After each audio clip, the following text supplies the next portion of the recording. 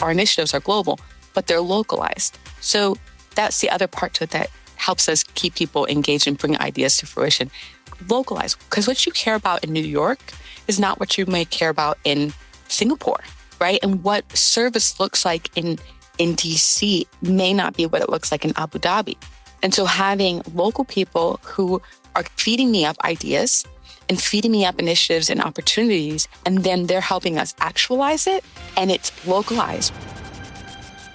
Welcome to On Record PR. I'm the executive producer and guest host, Jennifer Simpson Carr.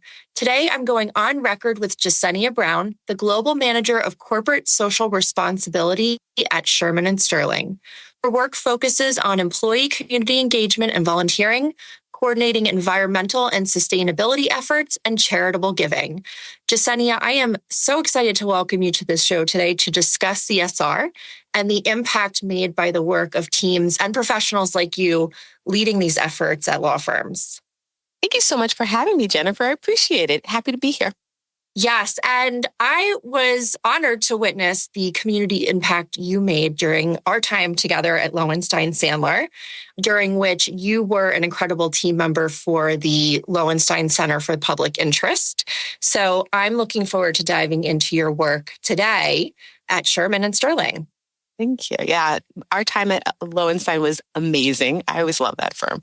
Great firm. Yes, I have fond memories and still connections with amazing professionals just like you. So let's start with, what does corporate social responsibility mean at Shearman and Sterling today? Fantastic.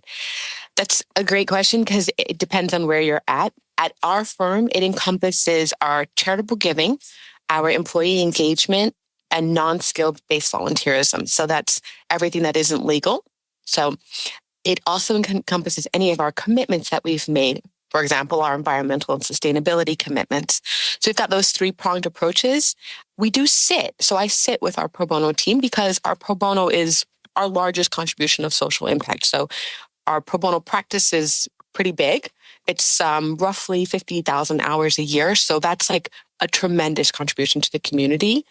And then, of course, we work collaboratively with our DE&I team, our now wellness team. So I think that in a corporation, CSR would be all of those things under one thing, but we do have dedicated teams for each of those categories, and then we all work together. And like on our environmental and sustainability commitments, I work closely with our real estate and facilities teams because they're the people who actualize all of the, the commitments and the, we're going to do this and the endeavors and goals. They're the people who make it happen. So that's where CSR is at our firm.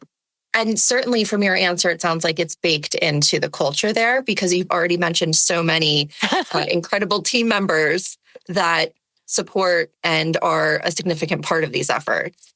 Yeah, it is baked in. I mean, I would say it's definitely not as ingrained as some of the things like DE&I that's been going on longer. And pro bono has been a part of the fabric at the firm the entirety of 150 years. And so CSR, like the social responsibility element, is newer. I would say my role was new. So 6 years ago. Okay.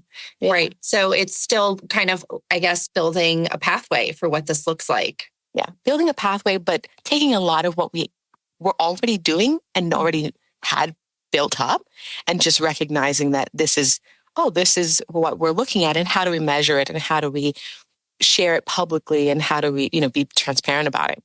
So building something pretty established and process-driven and intentional, it sounds like. Intentional. I think the intentionality is probably the biggest part because we didn't have that before, right? We kind of had like these practices without the procedure or without the policies to back it up. So that's a great point. So in terms of intentionality, Shearman and Sterling is a global firm. It has employees over 22 offices. What strategies do you use to generate and develop ideas for making meaningful contributions to the communities where your firm operates? And how do you bring those ideas to fruition intentionally? Yeah. So first, actually, we have about 700 lawyers. So it's always funny because at law firms, we count headcount primarily by legal employees. Mm-hmm. We have a whole nother set of 700 plus business services professionals. And so people always look at just the headcount. And for years, that was how the firm operated, right? We'll give and we'll contribute. And this actually ties into your question. We'll give and we'll contribute our pro bono time because that's the most valuable time that we have. The intentionality comes in when the firm said, you know what, if we have a social responsibility professional, they'll engage the entire second half of our employee base in making contributions and bringing to the firm's leadership the values that that group has, right? What do they think is important? How can they make it important in a contribution to the community? And bringing that to light is how we've been able to do that. So it helps us engage them because now we have this dedicated professional who's saying like, hey, you're on the business development team. What do you care about?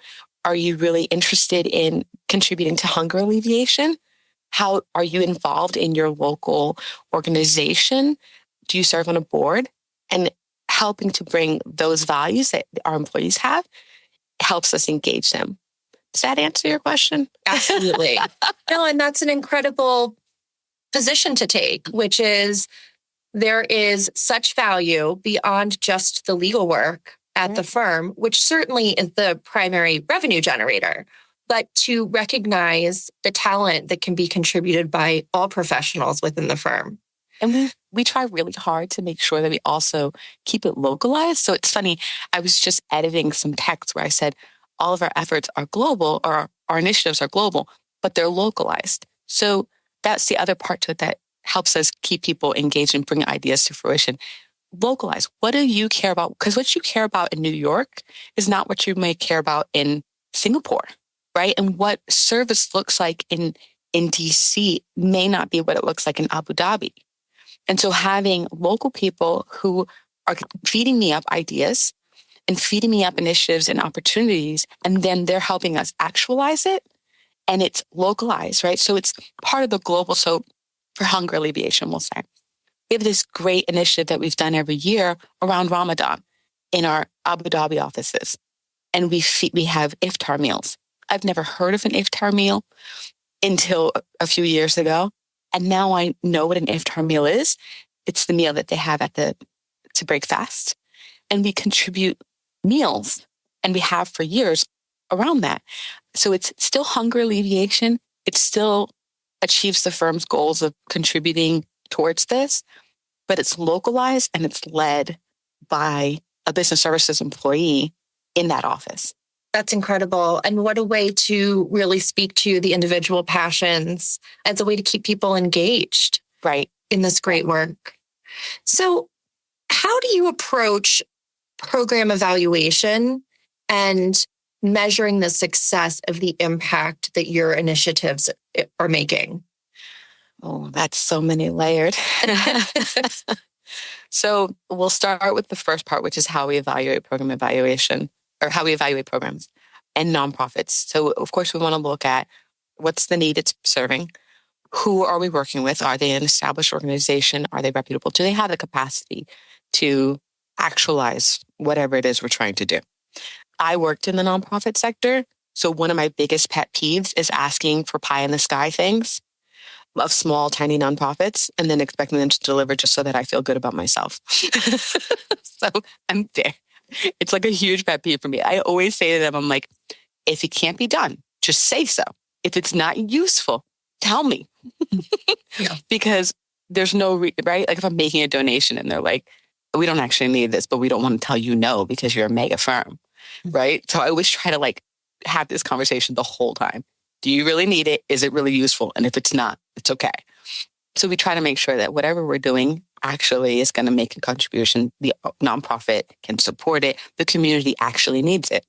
So that's on the evaluation. And then in terms of measures of success, because community engagement serves multiple prongs, right? We're looking to start with employee engagement, right? Are people provided with personal enrichment, professional development opportunities? That's one prong. Are we serving the community and contributing positively to the place where we operate? That's the other prong. Then the measures of success for us are whether or not we're helping the nonprofit achieve its mission and whether or not we have actual engagement. Are people actually participating? Are they coming to the events? Is there a sense of pride in the work that they're doing that the firm has enabled them to do? So those are our measures of success. So we look at, what was the engagement level for across offices, across opportunities every year. And that's mostly what we report up, right? Because we're just trying to see, are people enthused about it? Are they happy that they were provided an opportunity? And we have a couple of policies that enable us to make sure, we have a VTO policy, which lets people contribute to whatever cause they want. Every year they have a full day off and they can use it however they like. So we look at, right, are people using the VTO? Are they also using the time for their firm-sponsored opportunities? Are we getting enough, engagement numbers on there? So those are the things. And then, of course, working with our nonprofits. Did it contribute? What did you do with whatever we donated, whatever service we provided? That's fantastic and such a great way to measure whether or not your individuals are engaged. We're going to pause here for a message from our sponsor, and then we will regroup on the conversation in just a moment. This episode is brought to you by Furia Rubel Communications, a public relations and marketing agency serving law firms and businesses internationally. With an expert team of professionals positioned throughout the U.S. and supported by international affiliates, Furia Rubel enhances its clients' brands through integrated communications by providing expert guidance in crisis management and high-profile litigation, protecting brand and reputation, and supporting internal marketing teams with media relations, media and crisis training, and client and talent acquisition and retention. To learn more, visit furiarubel.com. So, Jeseñia, can you share an experience from your work that has left a lasting impression on you? My goodness. I am really fortunate that I've had a few. I had a great one once. We were helping with a mobile food pantry and we were handing out food. And we had finished the shift that the nonprofit had set out for us. So we had already distributed everything. And a woman arrives. She's pushing a stroller. She has a child in there, and then she's holding a child. And they've already closed down. They had already put up a barricade to say no one could be taken. And of course, my entire team is like, but. So we asked, we're like, look, we still have food here. Can't we just hand her food? And they're like, all right, one more. So they let her back, because she was at the street. So the woman comes up, and the way that the line worked, all the volunteers were handing out. They were supposed to hand out, would you like fruit today? Would you like a bag of vegetables today? Right? We really try to give dignity in the food pantry process, right? So we ask. So she's been asked each time, right? She's third in. And one of our team members looks up, and she could see the woman was a bit emotional. And she looked at her and she goes, would you like a hug? And the woman just goes, she didn't say anything. And my volunteer came around the front and she hugged this woman. She embraced her in that deep, deep way. And the woman just sobbed. Oh my goodness. And the whole team sobbed. And you get these moments where people come home, they come back to the office, and for days afterwards, they're like, that was the best thing I've ever done. Wow. I have chills and some tears. I know people can't see us, but that's incredible. I mean, it really speaks to the impact that you can have on people in this world. And I think the thing that has always been a takeaway for me is that I'm always surprised by how many people have never done service, right? And the firm gives them an opportunity to go out and they're like, okay, I'll do that. Or a colleague says to them, hey, you want to come with me? I got that email from Jeseñia. You want to come? And they're like, what is it? I don't know what that, I've never done that. And then they go and they're like, I want to do that all the time. That's incredible. So it actually leads me to a question that I'm sure some of our listeners might be wondering, which is, Shearman and Sterling is this AmLaw 100 firm. It has so many resources available and is so lucky to have someone like you leading these incredible efforts globally. How can our listeners think about scaling this to a right size for their law firm or organization? Yeah, I mean, it's easy for us, right? We sit down, it's January, so we already look at the whole year ahead. We've got, I sit down with our marketing and comms team and look at the entire, year of days of note and build out what we're going to do. So it's right. It's easier at scale, at big scale. But I think that when you can find a way, regardless of your size, even if you're just, a 5-person team, right? You can pick out, here's what I would say too, because we have smaller offices. I have offices that are less than 10 people. And in my office of less than 10 people, we're not going to have an event every quarter. We're going to have one event a year that we do that becomes our signature event, right? Perhaps it's at the holidays, or, maybe thinking about cultural sensitivity, maybe it's at the holiday time that's appropriate for that region, right? So finding what one nonprofit that you want to work with, one charity that you want to work with, one signature event that you want to do, whether it's a walk for charity, a donation drive, an annual food bank day or an afternoon. If it's something that you can do on the weekend, you can do it with the families as opposed to doing it just the team, right? Maybe it becomes a team building exercise. Everybody goes out, you have lunch, you guys do something together for the community. So the scale doesn't have to be grandiose, right? I would say the other thing to do is to think about what your skill set is, right? What do you have to offer, right? You guys are a PR firm, maybe for you, it becomes like, hey, you know what? One time a year, we're gonna provide our skills to a nonprofit and bring them in and help them do like a PR audit. Here's things that you can consider, right? And it just becomes your one day thing, right? And so maximizing what you're doing by thinking about what your skills and value is to the community and lining that up and then making your one signature event or two signature events. Those are great recommendations. We've been fortunate here since Gina founded the agency to really incorporate, and you alluded to this before in terms of like process and procedure, but for it to be part of who we are as employees. And she's also driven that as an organization. But I think your answer is really helpful for people who may feel like, I think when you put a name on something like CSR or ESG, all these acronyms, it feels so big and it feels like a big undertaking.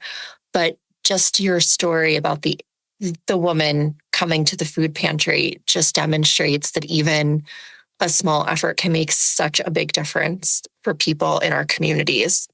So thank you for that. I really appreciate that insight. So there are endless opportunities for law firms to contribute, not only in the pro bono space, as you mentioned, but also the skills of the business professionals throughout the firms. What, if people are thinking about looking forward in 2024, what are the greatest areas of needs that you see where people can contribute? I mean, we still have a huge access to justice gap. We all wish we didn't, but the entirety of my well over a decade in law firms, there's still an access to justice gap.